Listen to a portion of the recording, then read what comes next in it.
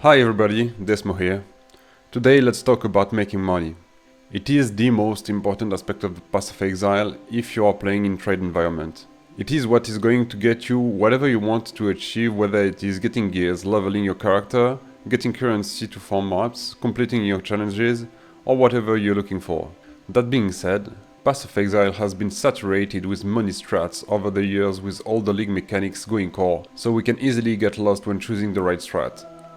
Today I'm offering you insight on various money farming strategies to help you make the best of your time playing PoE. But before getting started, don't forget to like and subscribe, and leave a comment, that helps a lot. 1. Trade macro. Since everything is about money, we need a good tool to make sure we are making the right decisions. And Awaken PoE Trade is the best tool in my opinion to help you through the trade market. It is simple, efficient and reliable. For the ones of you who don't know how it works, you need to download the application on the website, link will be in the description, and then you use the plugin to check price any item in the game. It goes from gears to currency or anything else. How does it work? You press your price check key on any item, and a small window will appear with the price of the item and a few additional informations. The very nice part about ATM is that it allows you to implement shortcuts into the game. You can configure that in the setting window, and it is extremely convenient to set up keys that you will use a lot in the game. Like going back to your hideout is one of the most important key in the game. Let me show you. If I'm pressing F5, I'm going back to my hideout. I don't need to use the waypoint. There's many more options that you can implement. For instance, I like to set up auto messages. Like when I'm go AFK, I'm using the auto reply back in 5 minutes that I set up myself, and I choose Shift B as the shortcut to set up that message. So here, if I'm pressing Shift B, as you can see, if somebody is whispering me, they're gonna get the message right away. There's many more. Like at the moment, since we have King's March, I'm using a shortcut which is Shift N on my keyboard that I set up myself to go to King's March. Another one, as an example that I use a lot, is the /exit to go back to character selection, or /global 820 to join 820 global chat. Price checking your items is gonna be extremely powerful, because even if you don't know the price of anything in the game, you will just be able to select a few modifiers on your items and see how much it could be worth. Also, according to the value of your mods on your items, the price can change dramatically. If you take the example of the taming here, which is quite popular for the league start of this league, if you have the lowest roll on the ring, it's gonna be 30 chaos at the moment. If you have perfect rolls on the ring, on the other hand, it's gonna be up to 3 divines. Properly checking price on your items is something that you should never be neglecting. 2. Flask crafting. Flask crafting is one of my favorite money making methods from day 3 onward. It is not something that you can do on league start, because people are not actually going to buy flask before day 3. It is a very easy and straightforward method to making money. Requirement: flask item level 84, but lower level is okay on league start, and alternations. That's it. Let me show you live an example of a flask crafting that would make money.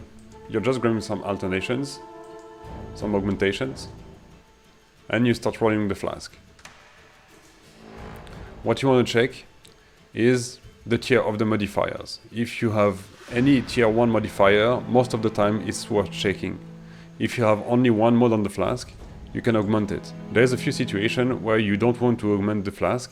It's when you have increased effect of the flask, because then you can craft some modifiers on the flask, which I don't have as right now, but like life regeneration on the flask can be something valuable. The crafted mods for the flask, you will need to unveil them with the unique flask from Betrayal. So here we have a flask where I would check the price already. And as you can see, it is worth from 20 to 90 chaos. On League Start scenario, 20 chaos is more than enough to put the flask on sale. Let's roll another one as an example.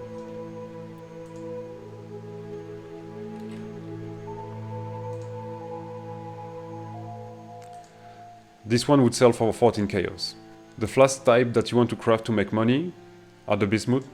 Every elemental resistant flask, because they have plus 2 maximum resistance, which is good for most of the builds.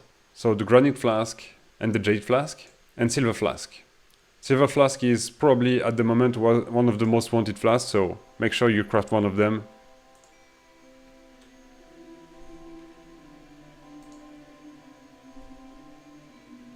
And here you see another flask for 70 chaos.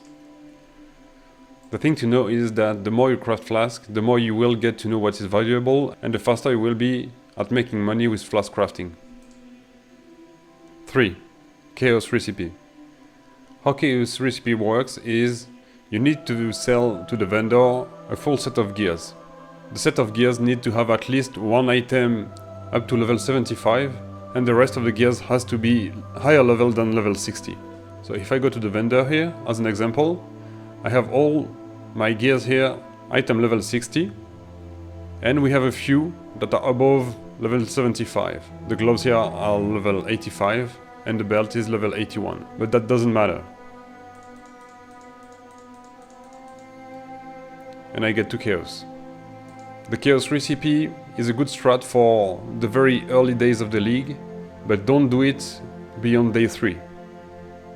This strategy is designed to get you a few chaos on the first day of the league, most likely on day 1 and 2, to help you get your gears and to help you clear maps up to red tier. 4. Heist. This goes in hand with chaos recipe on the first few days of the league. You should run perception and deception contract because they drop a lot of divination cards and jewelry, rings, amulet, belts, that are lacking otherwise for the chaos recipe. Heist offer 2 types of content to run: contract and blueprints. If you're planning on doing heist on the long term, you'll need to make sure you run contract with Jaina, because she is going to reduce the cost of blueprint reveal by a lot. Long-term heist strat can be good because there is base item that only drops in heist and are selling for hundreds of divines. 5. Harvest. Harvest is good early on because it can help you crafting your own gears for close to no cost. The problem is that it's not a very lucrative mechanic early on, but the advantage is that it's very easy to trade.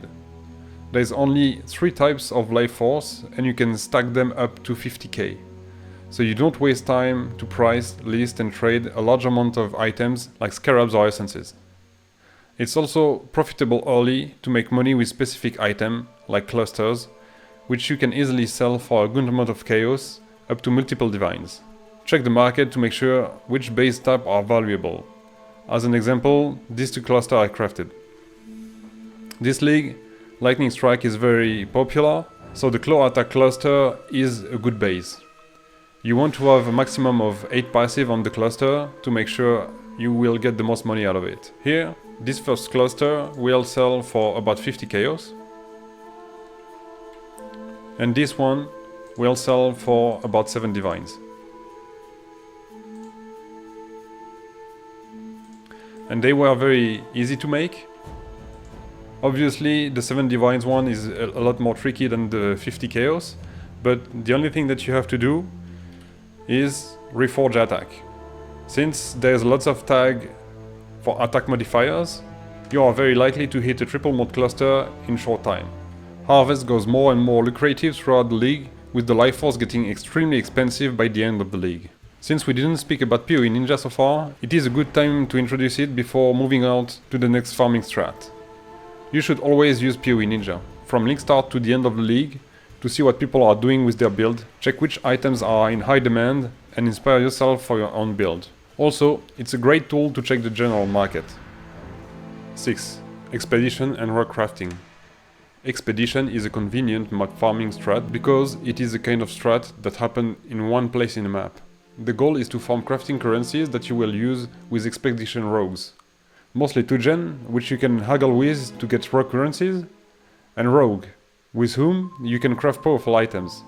The most important thing to know with rogue crafting is that the more you pick one type of option while crafting, the more likely it is to come up again while crafting the current item. So if you see the following choice, upgrade modifier tier, you'll be on your way to make a very good item most of the time. The second goal of expedition is to farm logbooks, which you can sell or run according to the power of your character and your overall knowledge of the game.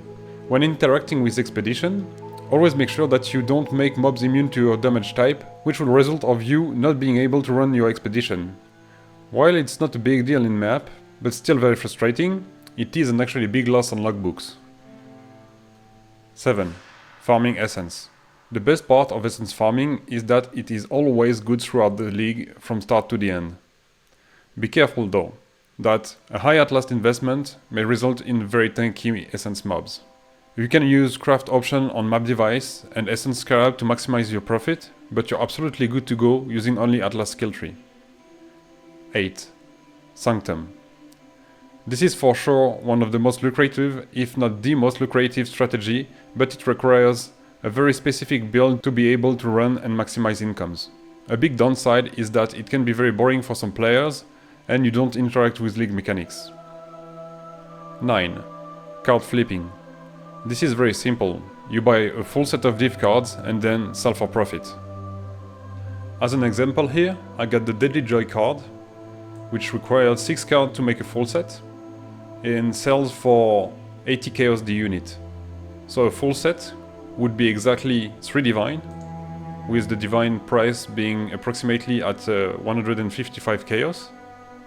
And the belt sells for at least 4 divines, this one being listed for 4 minutes, but we can expect the price to be about 6 divines right now. If you were to flip that card, you would make at least 2 divine profits right now. 10. June Syndicate. This is an early days strat that helps gearing and making money while giving a lot of experience and levels. There is also the opportunity to get good drop on the mastermind, which is the final boss of that mechanic. Unveiling and craft is the key here. Final tips and conclusion. There is many more farming strats like Delve or Beast that I didn't mention so far. Some of them are particularly good together, like Harbinger and Beyond. I didn't mention them because they are meant for more experienced player that will have no interest watching this video. Let me know in the comments if you would like me to speak about more complex farming strats in my next video. Also, I didn't include strats that have a too big gambling aspect either, like Harbinger and Mirror Shard Chase. And for the tips, always list your tabs. You never know when an item is gonna sell. Sometimes you will judge something as trash and not selling it, but it's worth just to put it somewhere and let it rot if you have the space. You never know when it's gonna sell. Also, rush like there is no tomorrow. Even if you're the worst player in the world at making currency, you will always make more money than the player idling in the hideout or spending days in POB. Another thing is, don't overprice.